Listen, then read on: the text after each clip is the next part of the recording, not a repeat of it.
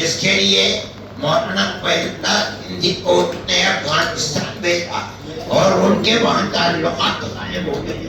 وہاں ایک دیوبند کے قاضی تھے جو قاضی عبدالرازق کے نام سے عبدالرزاق کے نام سے جانے جاتے تھے. ان کے تعلقات تھے. انہوں نے ان کو امیر حبیب اللہ تک پہنچایا.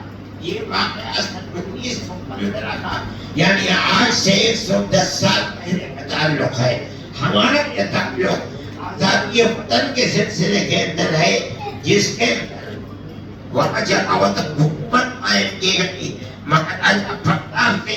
اس کے بعد مولانا عبداللہ صاحب, اس کے بعد مولانا عبیداللہ سندھی اس کے وزیر خارجہ بنے ہیں. میں یہ سمجھتا ہوں کہ انہوں نے ہندوستان کے اندر ایک ایسی حکومت جو ساری دنیا کے اندر یہ کہتی تھی کہ ہماری حکومت میں سورج غروب نہیں کرتا, ہمارے اکابر نے اس کا مقابلہ کیا, ان کو دھول چٹائی اور ان سے ملک کو آزاد کرایا.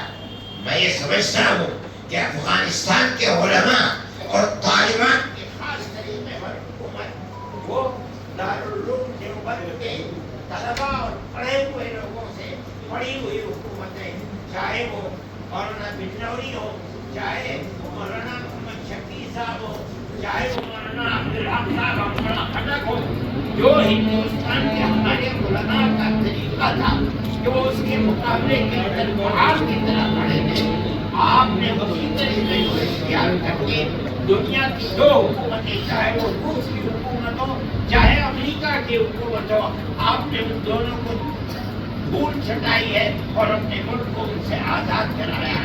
میں سمجھتا ہوں کہ اس کے اندر ہمارے اکابر کے طریقہ کار کا بڑا دخل ہے.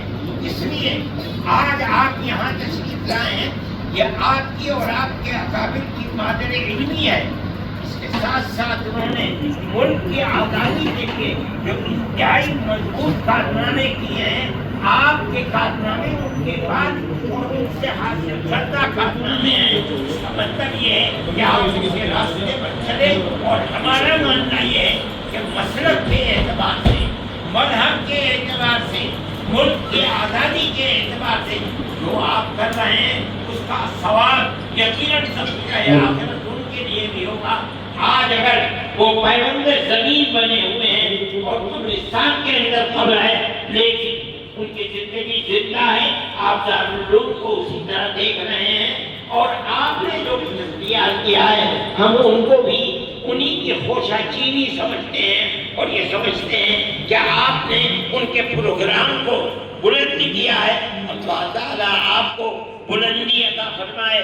آج آپ کا ملک ساری دنیا کے اندر ایک اسلامی ملک ہے جس کے اندر اسلام قرآن و حدیث کے حدود و قصاص کو آپ نے قائم کر رکھا ہے.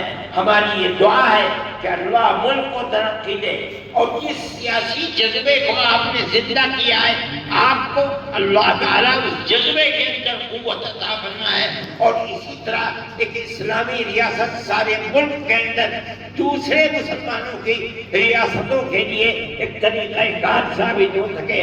اور جو آپ کے ارد گرد کی ریاستیں ہیں, تاجکستان ہے, ازبکستان ہے, پاکستان ہے, اور روس کی چھوٹی چھوٹی ریاستیں, وہ بھی اسلامی نظام کے اسی طریقہ کار کو خدا کرے قائم و دائم کر سکیں. اس طرح اسلام زندہ و جاوید رہے, بول بالا ہو. میں انہی کلمات کے ساتھ آپ کی تشریف آوری کا شکریہ ادا کرتا ہوں. میں یہ سمجھتا ہوں کہ وہ تحریک جو آزادی وطن کی چلی تھی وہ دارالعلوم کی اسی سرزمین سے چلی تھی, افغانستان تک پہنچی, آپ نے اسے اختیار کیا. آج اپنی مادر علمی کے اندر گویا کہ آپ مادر وطن کے اندر بیٹھے ہیں. ہمارے دل اس سے خوش ہیں, آپ جس جذبے کو دیکھ رہے ہیں یہ اسی خوشی کا جذبہ ہے. اللہ آپ کو خیر و عافیت کے ساتھ لے جائیں. دارالعلوم کی طرف سے آپ بھی سلام قبول کریں, اور میں کہتا ہوں کہ آپ امیر المومنین کو بھی ہمارے جذبے کو پیش کریں اور ہمارا سلام پیش کریں. وآخر دعوانا الحمدللہ رب العالمین.